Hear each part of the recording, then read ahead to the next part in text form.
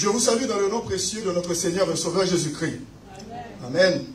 Et aussi, je tiens à saluer tous nos internautes, tous nos amis qui se trouvent de près et de loin, tous les gens qui nous suivent sur les réseaux sociaux, partout où ils se trouvent, et qui seraient quand même capables de nous suivre. Que la grâce et la paix de notre Seigneur et Sauveur Jésus-Christ soient avec vous aussi, là où vous êtes. Et nous sommes présentement branchés. Et nous aimerions que tous les gens nous suivent de près dans cette série, dans ce message, cette prédication que nous allons avoir dans Jérémie chapitre 17, et à partir du verset 5. Et je vais vous lire ce passage et jusqu'au verset 10. Jusqu'au verset 10. Jérémie chapitre 17, verset 5 au verset 10. Je vous en fais la lecture présentement. Mais vous pouvez suivre avec moi sur l'écran. Ainsi parle l'Éternel, maudit soit l'homme qui se confie dans l'homme, qui prend la chair pour son appui et qui détourne son cœur de l'Éternel. Il est comme un misérable dans le désert et il ne voit point arriver le bonheur.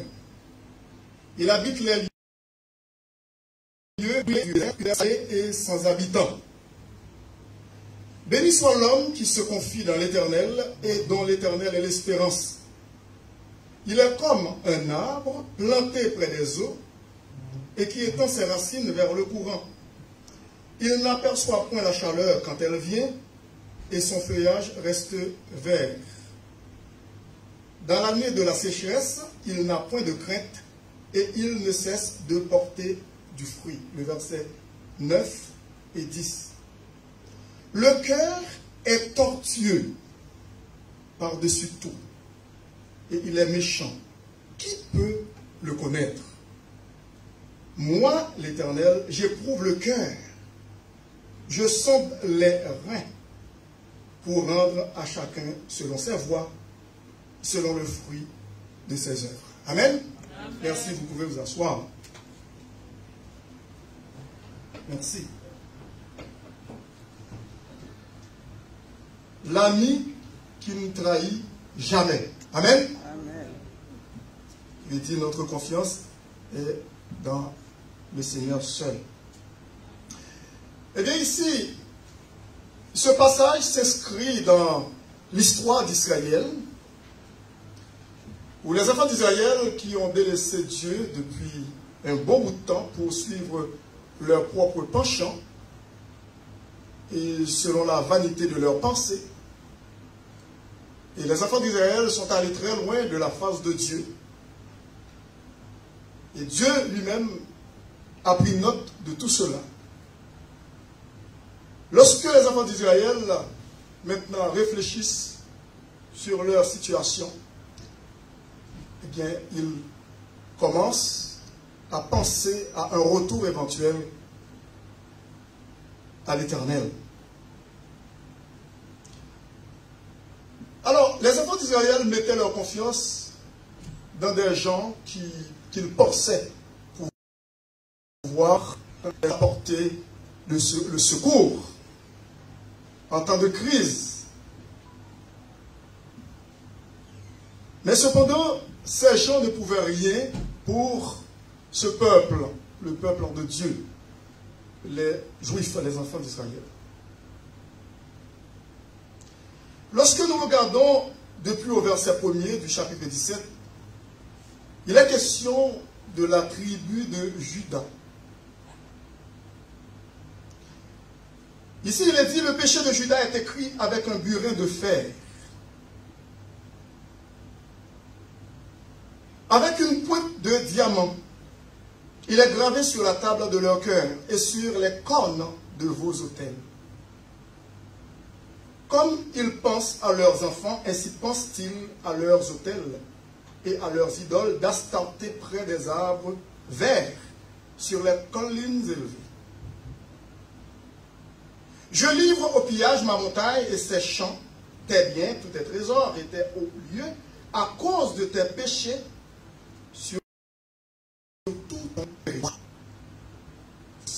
parle ici, et qui parle à l'endroit de la tribu de Juda qui vautrait dans le péché. Tu perdras par ta faute l'héritage que je t'avais donné. Je t'asservirai à ton ennemi dans un pays que tu ne connais pas. Car vous avez allumé le feu de ma colère et il brûlera toujours. Ce sont les conséquences qui attendent le peuple de Dieu quand le peuple de Dieu s'éloigne de son Créateur. Et non seulement, non content de cela qu'il s'éloigne de son Créateur, mais il s'appuie sur les humains, sur les gens qui ne peuvent rien pour eux. Et c'est pour cette raison que le verset 5 au verset 11, je n'ai pas besoin d'aller plus loin, l'Éternel Dieu exhorte les enfants d'Israël. Et cette exhortation n'est pas seulement pour le peuple d'Israël, pour la tribu de Juda, en particulier ici dans ce contexte, mais c'est pour tous les humains qui s'appuient sur la chair. Amen. Qui s'appuient sur l'homme. Dieu dit, ainsi parle l'Éternel. Ce n'est pas un homme qui parle. Parce que lorsque les prophètes de l'Éternel parlent, ils ne parlent pas au travers de leur chapeau. Mais ils disent, ainsi parle l'Éternel. Parce qu'ils ont été inspirés par Dieu pour prononcer les oracles de Dieu, pour prononcer la parole de Dieu, ou les sentences, ou les jugements de Dieu. Ainsi parle l'Éternel. Maudit soit l'homme. Vous voyez, c'est une expression vraiment, c'est un mot de grande désolation qui revêt quand même une importance tout à fait particulière quand on prononce une malédiction sur quiconque s'appuie sur l'homme. C'est Dieu qui le dit, ce n'est pas l'homme. Maudit soit l'homme qui se confie dans l'homme. Qui prend la chair pour son appui, pour son appui. Il s'appuie sur l'homme. Et qui détourne son cœur de l'Éternel. C'est quoi le tableau? Comment on voit le tableau de ce personnage qui s'appuie sur l'homme? Comment on peut comprendre le tableau qui est dressé devant nous, nous le peuple de Dieu, en ce qui concerne l'homme qui s'appuie sur ses semblables, sur l'homme? Dieu continue. Il est comme un misérable. Non seulement il s'appuie sur l'homme, mais il se détourne de l'Éternel, et puis il devient misérable. Le verset 6 dit, il est comme un misérable. Et non seulement il est comme un misérable, mais il est dans une situation désertique. Ce n'est pas un misérable qui est dans un beau jardin où il y a des ruisseaux, des fleuves, ou, comment dirais-je, des sources d'eau qui coulent pour abreuver, tancher la soif. Mais plutôt que cet homme se place dans une situation désertique où il n'y a rien qui puisse le satisfaire, et puis il est misérable. Il est comme un misérable dans le désert. Déjà, c'est une double misère. Quelqu'un qui est misérable et puis il se trouve où? Dans le désert où il n'y a rien. Rien. Et puis, le pire dans tout ça, c'est que le verset 6 dit, et il ne voit point arriver le bonheur. Pas de bonheur, pas d'aurore, pas de lueur d'espoir, pas de lumière au bout du tunnel, rien. Parce qu'il est dit, et il ne voit point arriver le bonheur. Non seulement cela, mais il y a d'autres calamités qui frappent cet homme qui s'appuie sur l'homme, qui se détourne de l'Éternel. Il habite les lieux brûlés du désert. Est-ce que c'est là? Il habite les lieux brûlés du désert. Et non seulement qu'il habite les lieux brûlés du désert, mais c'est une terre, comment? Salée et sans habitants. Sans habitants. Il n'y a pas d'habitants. Il est tout seul. Tout seul. Quiconque s'appuie sur l'homme, quiconque se confie dans l'homme et se détourne de l'Éternel. Parfois, on a l'habitude d'entendre des gens qui disent « Moi, j'ai confiance en telle personne. » Non, c'est un péché. C'est un péché. Est-ce que vous êtes là? Parce que le secours appartient seul à l'Éternel. C'est l'Éternel, c'est de l'Éternel vient notre secours. C'est pas étonnant lorsque nous voyons des événements qui se déroulent sous nos yeux ces jours-ci. Et puis ça va continuer, pas seulement pour notre pays d'Haïti. C'est dans le monde entier. C'est vrai, je comprends bien, c'est tout à fait, ça paraît un petit peu singulier, cette situation-là. Et c'est tout à fait particulier, ce qui arrive dans notre pays. Ça fait depuis 200 ans, depuis que nous avons connu notre indépendance. Et alors que nous ne sommes pas indépendants vraiment, parce que nous sommes toujours à la traîne d'autres pays, nous sommes sous tutelle de façon classique du monde.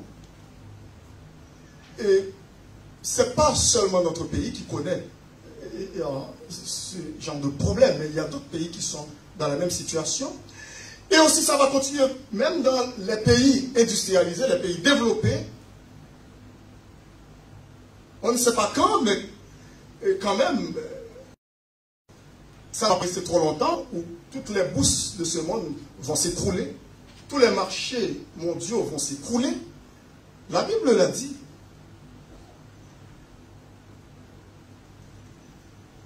Les gens vont se trahir les uns les autres. Matthieu 24. C'est pas étonnant quand on voit ça dans notre pays natal, Haïti. Il ne faut pas s'étonner de voir ça. Parfois, même les chrétiens, parfois ils disent, je suis étonné de voir que notre président là-bas a été trahi et livré par cette garde du corps. Mais ce n'est pas étonnant. Parce que la Bible dit, ainsi parle l'Éternel, maudit soit l'homme qui se confie dans l'homme. Il l'avait dit. Des centaines et des centaines d'années avant même l'arrivée de Jésus-Christ sur la terre. Il faut toujours mettre sa confiance à l'Éternel. Et si quelqu'un dans la salle n'a pas encore Jésus-Christ dans sa vie, pour mettre sa confiance en lui, c'est le temps. Arrêtez de se confier dans l'homme, de s'appuyer sur l'homme.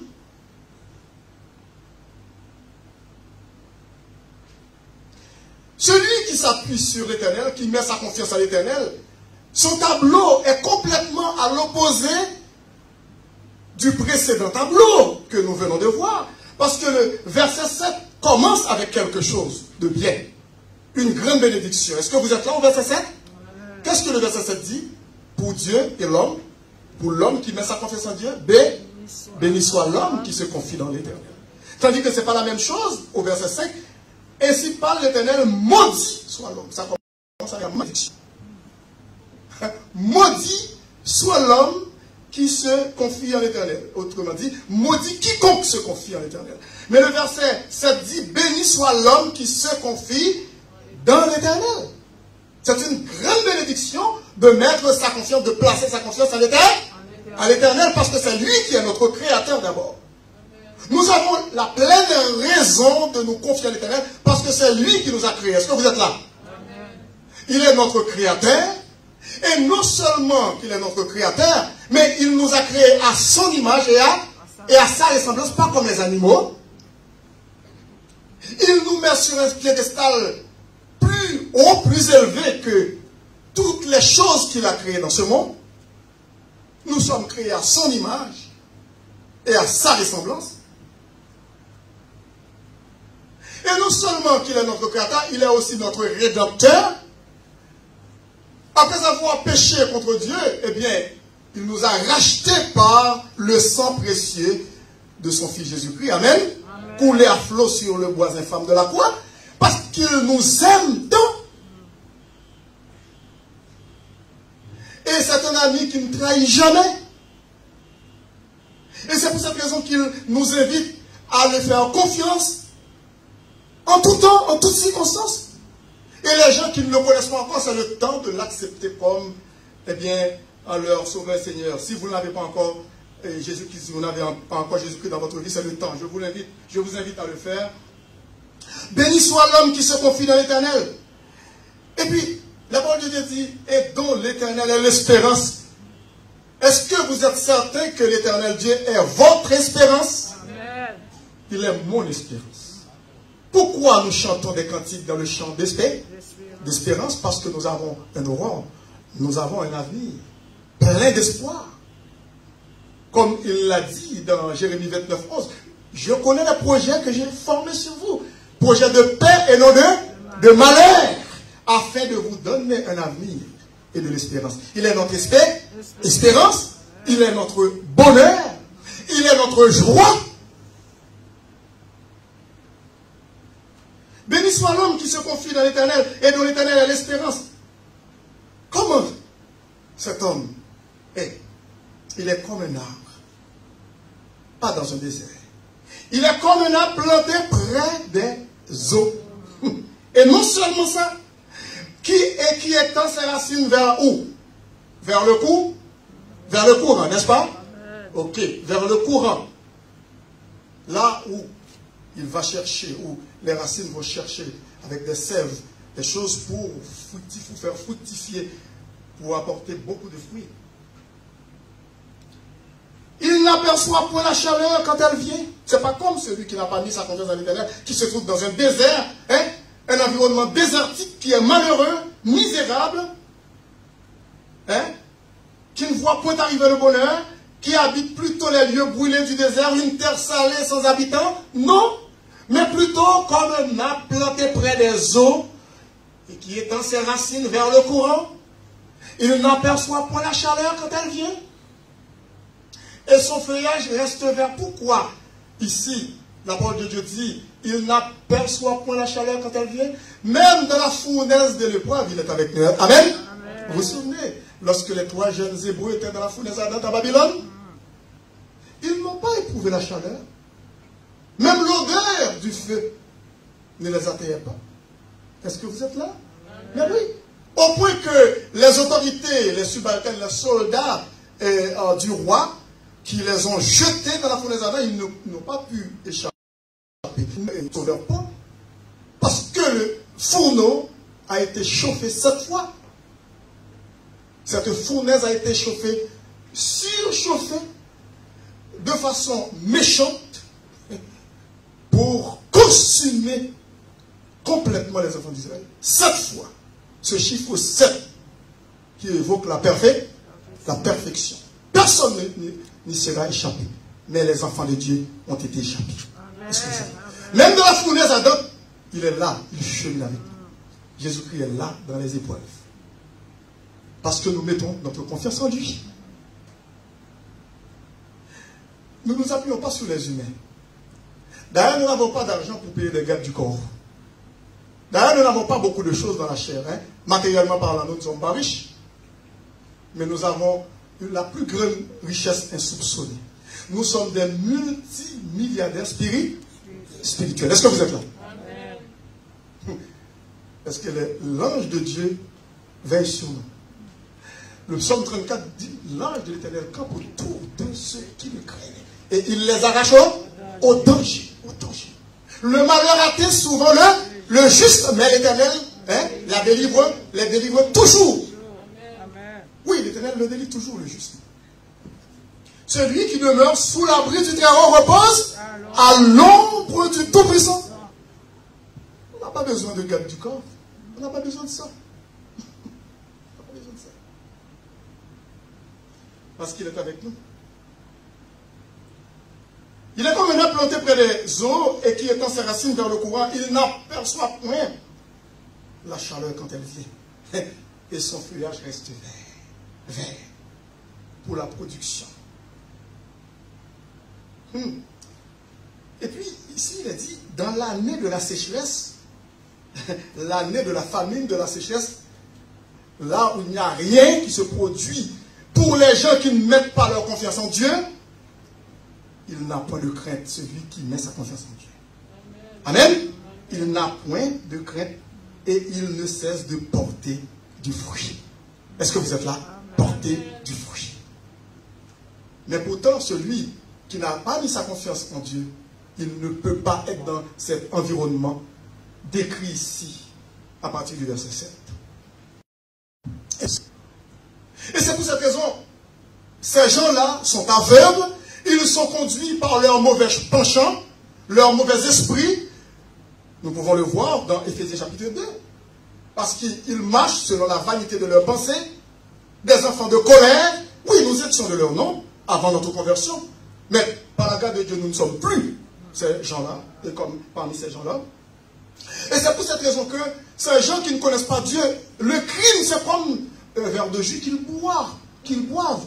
C'est comme de l'eau qu'ils boivent. Pourquoi? Parce que, écoute, ça ne leur dit rien.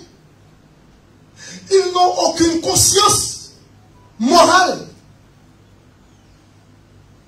Lorsqu'ils font du mal, ils prennent leur plaisir. Parfois même, ils rient pendant qu'ils blessent, pendant qu'ils tuent. Ils rient, ils rigolent. Parce qu'ils n'ont pas ce qu'on appelle le Saint-Esprit de Dieu pour les régénérer. Et c'est pour cette raison que le verset 9, Dieu dit, écoutez, regardez, le cœur, c'est le cœur de l'homme. Le cœur est tortueux. Vous savez ce que ça veut dire tortueux? Tortueux. On ne comprend pas qu'est-ce qui se passe dans le cœur de l'homme. Impossible. Tant et aussi longtemps qu'il n'y a aucun acte posé ou aucune action posée, on ne peut pas savoir qu'est-ce qu'ils vont commettre ces gens-là. Mais pourtant, Dieu, avant qu'ils commettent ces actes, Dieu dit le cœur est tortueux par-dessus tout.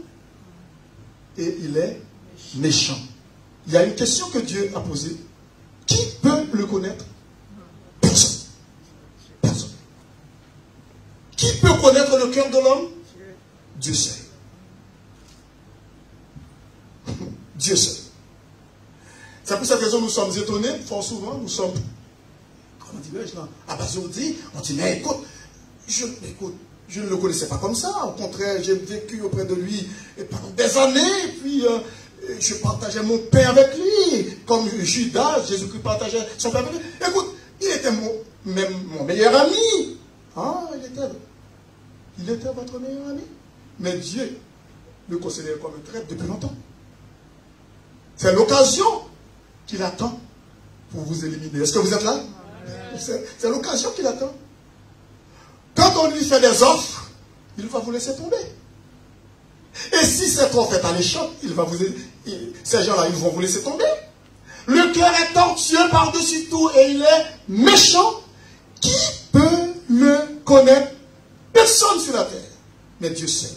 C'est pour cette raison qu'il poursuit, il dit au verset 10, moi, l'Éternel, j'éprouve le cœur, je sonde les reins pour rendre à chacun selon ses voies. Il n'y a pas de péché qui ne puisse être pardonné. Même les pires des criminels. À moins qu'ils reçoivent Jésus-Christ comme leur sauveur et personnel. Avant leur mort. Oui. Dieu est là pour pardonner. Écoutez, il dit, selon le fruit de ses œuvres. Et puis le verset 11 dit, comme une perdrix qui couvre des œufs qu'elle n'a point pondus. On vole des gens, on amasse des trésors, des richesses. Hein? Il dit, c'est pas pour vous. C'est pour vos prochains. Comme une perdrix qui couvre des œufs qu'elle n'a point pondus. Tel est celui qui acquiert des richesses injustement. Alors ce message est pour tous les gens qui amassent des richesses, qui volent des gens, qui volent des peuples, qui volent des citoyens pour s'enrichir. Voilà l'issue de tout ça. Tel est celui qui acquiert des richesses injustement. Au milieu de ses jours, il doit les quitter. Il doit les quitter. Qu'est-ce qu'on va faire avec des millions et des milliards? Qu'est-ce qu'on va faire?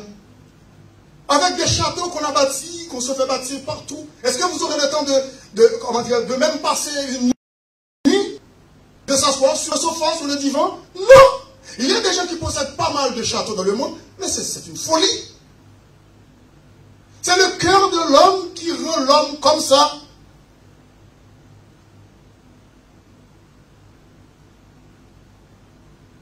Tel est celui qui acquiert des richesses injustement au milieu de ses jours, il doit l'éviter. Et à la fin de leur jour, il n'est qu'un insensé à la fin des jours de ce personnage-là. Un insensé. Un fou. Vous voyez? C'est ce que la Bible dit. C'est pour cette raison que, écoute, je fais appel à vous en tant qu'enfant de Dieu. Ne soyons pas, moi inclus, envieux des gens qui réussissent dans leurs mauvais penchants, qui volent des gens, qui torturent des gens, qui maltraitent des gens, qui tuent des gens et qui s'accaparent de leur richesse, de leurs biens. À la fin, qu'est-ce qu'ils vont? Ils seront des fous, des insensés. Est-ce que vous êtes là? Des fous. Ils vont les quitter. Pour qui? Pour des ingrats. Écoutez, le psaume 39, avant de retourner dans Jérémie, le psaume 39 de David, est-ce que c'est psaume 49 plutôt, psaume 49, le psaume 49, on va voir le psaume 49. Écoutez ceci, vous pouvez regarder sur l'écran. Ne soyez pas envieux, ne soyons pas envieux des gens qui sont devenus riches de façon injuste.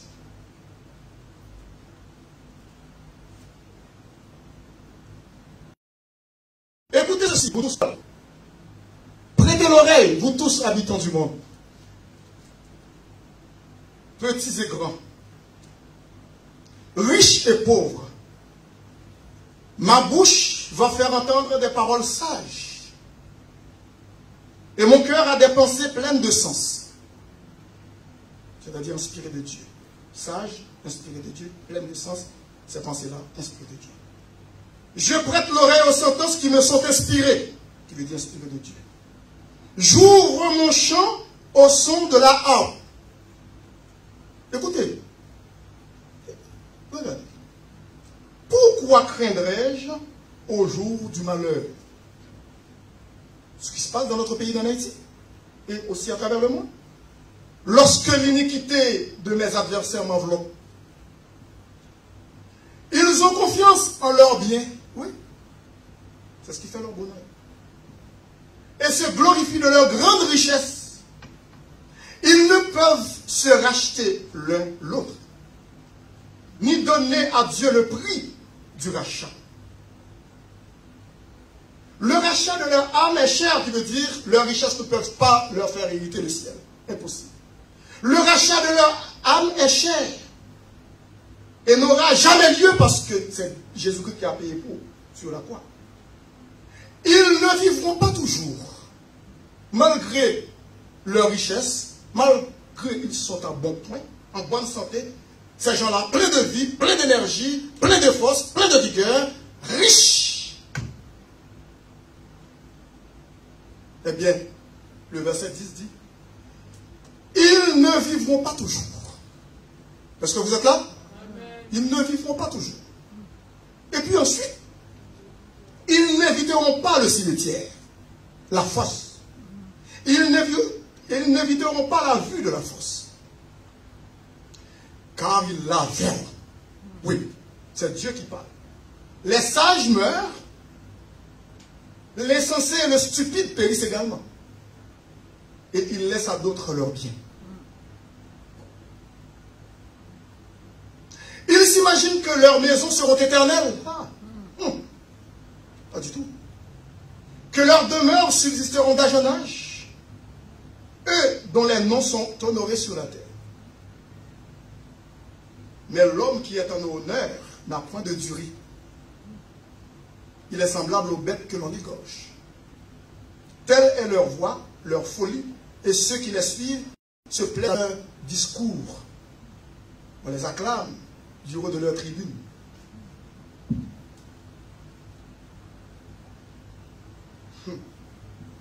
Comme un troupeau, ils sont mis dans le séjour des morts. Même s'ils se font préparer des mausolées, des superbes mausolées, ça ne veut rien dire. Ils meurent comme tous les autres. Comme un troupeau, ils sont mis dans le séjour des morts. La mort en fait sa pâture. Et bientôt les hommes droits les foulent aux pieds. Leur beauté s'épanouit. Le séjour des morts est leur demeure.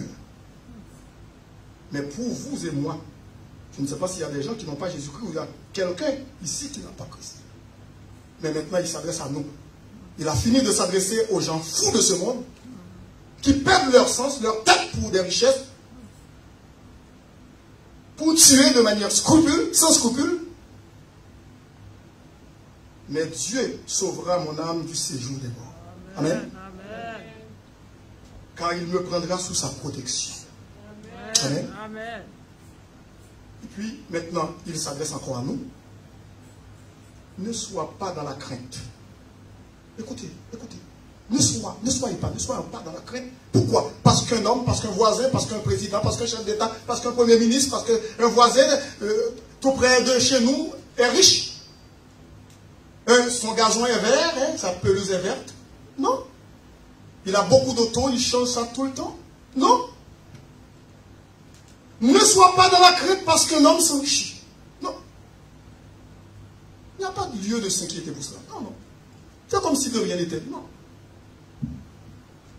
Parce que les trésors de sa maison se multiplient. Tu crains? Non. Ne sois pas dans la crainte parce qu'un homme s'enrichit, parce que les trésors de sa maison se multiplient.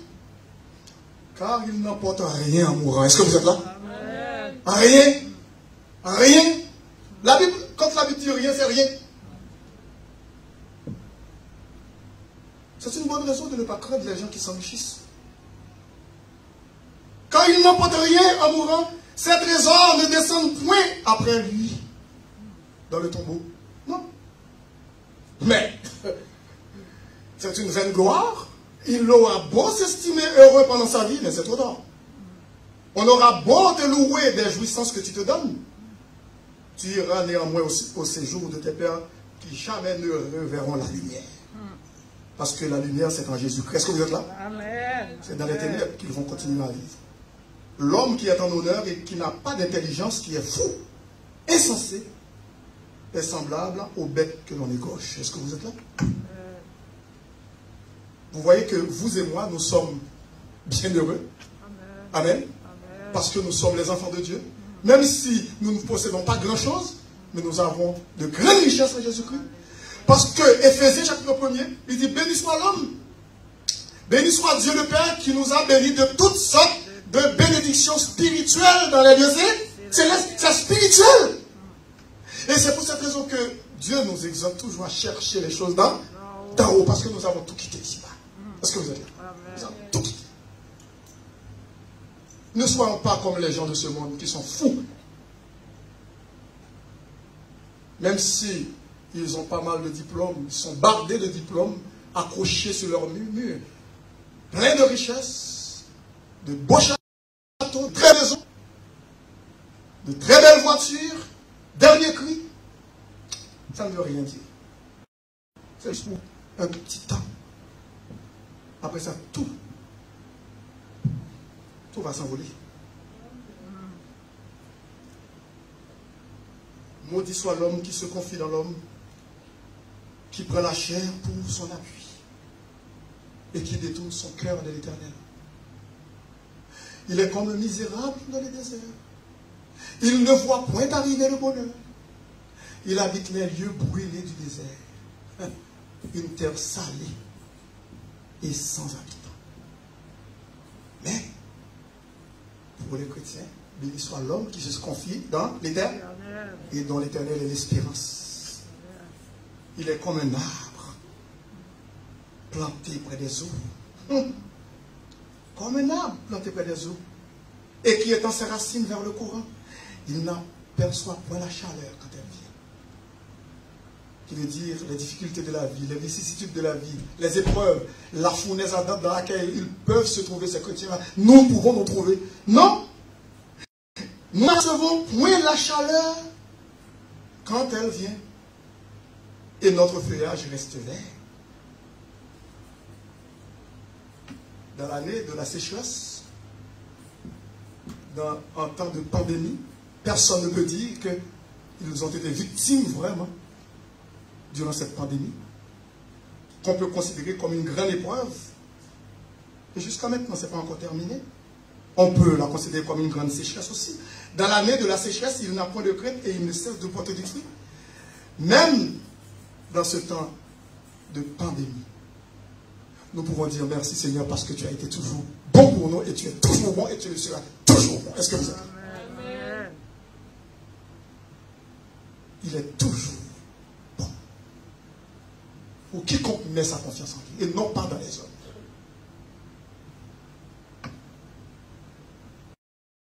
Il est tout. David pouvait dire dans Psaume 23, l'Éternel est mon berger, je ne manquerai de rien. Rien. Lorsque nous mettons notre confiance en Dieu, il est notre bonheur. Il est notre chant d'allégresse. Il est notre secours. D'après le Psaume 46, un secours qui ne manque jamais dans la détresse. Et c'est pourquoi, lorsque nous regardons ces événements, nous sommes tristes, c'est vrai. Mais nous pouvons aussi être sans crainte. Quand la terre est bouleversée et que les montagnes chancellent au cœur des mers. Quand les flots mugissent et culent, se soulèvent jusqu'à faire trembler les montagnes. Il est un fleuve dont les courants réjouissent la cité de Dieu. Est-ce que vous êtes là? Amen. Le peuple de Dieu. Le peuple de Dieu. Nous sommes bien gardés. Parce que nous mettons notre confiance en Dieu seul. Au contraire, nous sommes mieux surveillés par tous les millionnaires et les millionnaires de la planète. Parce que nous sommes suivis par le Créateur de l'univers. Amen. Amen. Celui qui voit tout. Il est notre Rédempteur, notre Sauveur, Seigneur, notre Roi, notre Maître, notre secours. Nous ne savons pas quel qualificatif encore à lui donner. Il est tout pour nous. Dans les bons comme dans les mauvais jours. Il est tout pour nous.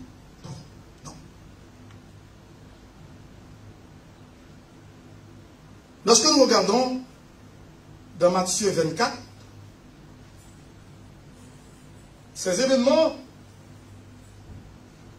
qui prennent place jour après jour sur l'échiquier mondial, politique, partout sur la terre, eh bien cela ne nous effraie pas parce que nous avons été avertis. Et lorsque, dans Matthieu 24, lorsque Jésus-Christ a parlé à ses disciples, à la question posée, et qu'est-ce qui va arriver à la fin des temps? Le verset 4 dit, Jésus leur répondit, prenez garde que personne ne vous séduise, car plusieurs viendront sous mon nom, disant c'est moi qui suis le Christ, et ils séduiront beaucoup de gens. Vous entendrez parler de guerre et de bruit de guerre, gardez-vous d'être troublés, car il faut que ces choses arrivent. Mais ce ne sera pas encore la fin. Amen. Ce genre de choses, d'événements qui arrivent sur la planète Terre, y compris notre pays, il faut comprendre cela. Il faut que ces choses arrivent. Nous n'avons pas besoin d'être troublés pour cela. Oui, nous pouvons être tristes pour voir l'état de l'homme, l'état dans lequel l'homme se trouve, à cause du péché. Mais il nous avertit déjà, nous qui sommes ses enfants. Il dit, ne soyez pas troublés. Gardez-vous d'être troublés, au verset 6. Car il faut que ces choses arrivent. Mais ce ne sera pas encore la fin. Une nation s'élèvera contre une nation, et un royaume contre un royaume, et il y aura en divers lieux des famines et des tremblements de terre. Tout cela ne sera que le commencement des douleurs. Ce n'est pas encore la fin. Alors, on vous livrera au tourment, et l'on vous fera mourir, et vous serez haïs de toutes les nations à cause de mon nom. Écoutez, le verset 10 c'est très significatif. Alors, aussi plusieurs succomberont, et ils se trahiront. C'est ce qui arrive. Il l'a déjà prédit. Et ils se trahiront, se haïront les uns les autres. C'est ce qui se fait. Mais il dit, gardez-vous d'être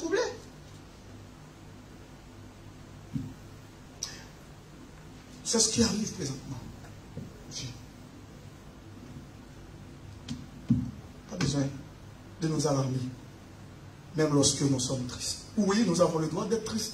La Bible ne nous interdit pas d'être attristés à la vue de ces choses qui arrivent. Mais pas au point d'être troublés en perdant la boussole, être déboussolés. Non, parce que nous sommes plus instruits que tous les gens de ce monde qui ne connaissent pas Christ. Est-ce que vous êtes là avec moi? Vous êtes avertis, nous sommes avertis. Nous connaissons ce qui va arriver. Écoute, ça ne va pas arranger la mort de l'ancien président d'Haïti, ne va pas arranger Haïti. Moi, je vous le répète. Dimanche après, le tremblement de terre, le grand séisme qui a dévasté la capitale et aussi quelques endroits en Haïti. Moi, j'ai prêché ici. Le Seigneur m'a fait comprendre que ça va être pire. Ici, j'avais prêché un message pour dire non, non, non. Ne croyez pas que Haïti va changer. Que les Haïtiens vont changer. Leur mentalité va changer. Non. Ces gens vont être pires. Ce n'est pas le tremblement de terre qui va changer le comportement d'Haïti. C'est Christ seul qui peut changer. Ce que vous dites. Ce n'est pas un événement malheureux qui va changer la vie. Alors vous pensez que la mort de Jovenel Moïse va changer le comportement des Haïtiens? Impossible. Au contraire, ça va s'empirer. Ça va empirer. Je vous le dis. Est-ce que vous comprenez bien que les autres pays, les Nations Unies vont prendre conscience, vont dire, oh pauvre Haïti, on va les aider? Non. Ne mettez pas votre confiance dans l'homme, je dis. Est-ce que vous êtes là? Ce n'est pas moi qui le dis, c'est la parole. Ne vous appuyez pas sur les gens, sur les nations, pour délivrer Haïti, si ce n'est pas Dieu qui le délivre. Est-ce que vous êtes là? Oui.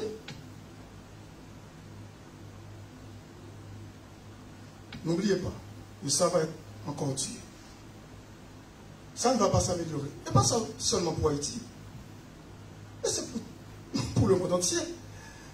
C'est pour le monde entier. Et puis avant de terminer, le dernier passage que je vais vous lire, c'est dans 2 Timothée chapitre 3, avant de terminer. Il ne faut jamais s'appuyer sur l'homme, mais sur Dieu seul. 2 Timothée chapitre 3. La parole de Dieu nous dit, au chapitre 3, et c'est 2 Timothée, c'est ça, chapitre 2. C'est ça. Merci, c'est déjà là. Sache que dans les derniers jours, il y aura quoi? Des temps difficiles. Comment les hommes seront? Quand les hommes seront comment? Égoïstes. Amis de l'argent. Ils sont prêts à tout. À tout. Même leur propre famille, même leurs propres frères, leurs propres cousins, leurs propres oncles, leurs propres tantes, leurs propres amis. Ils sont prêts à tout. Ils sont assoiffés d'être riches. Les hommes seront égoïstes, amis de l'argent, fanfarons, hautains. Fanfaron, c'est vantard. Hautains, extrêmement orgueilleux, hautains. Blasphémateurs, ils ne veulent rien savoir de Jésus-Christ. Rebelles à leurs parents, ça va être pire encore. Ingrats, n'attendez pas la gratitude, la reconnaissance. Non, ça ne viendra pas. Irréligieux, ils ne veulent rien savoir de Dieu. Aucune croyance religieuse, ils seront des mécréants. Ils vont toujours plonger dans les ténèbres. Amen. Toi, insensible, quand on parle des gens insensibles, vous savez qu'est-ce que ça veut dire? Ils font du mal et puis ça ne dit rien, comme s'il n'y a aucun sang qui coule dans leur veine. C'est comme s'ils n'habitent pas sur cette planète Terre. Insensibles, déloyaux, c'est-à-dire malhonnêtes, traîtres, déloyaux, calomniateurs. Calomniateurs. Calomnier leur prochain en parlant mal contre leur prochain. Intempérants, cruels. Voilà ce qui se passe. Ils prennent plaisir plaisir dans la cruauté. Cruel, ennemi des gens de bien. Amen. Amen. Est-ce que vous êtes là? Ennemi des gens de bien. Et puis, l'autre mot, traite. C'est la Bible qui le dit. C'est pour cette raison que je dis, ne soyez pas surpris, ne soyez pas étonnés. Quand vous avez des amis qui vous trahissent, mais si vous avez des amis qui vous trahissent, ce n'est pas les ennemis qui ne vont pas vous trahir. Traite. Emporté, enflé d'orgueil, aimant le plaisir plus que Dieu.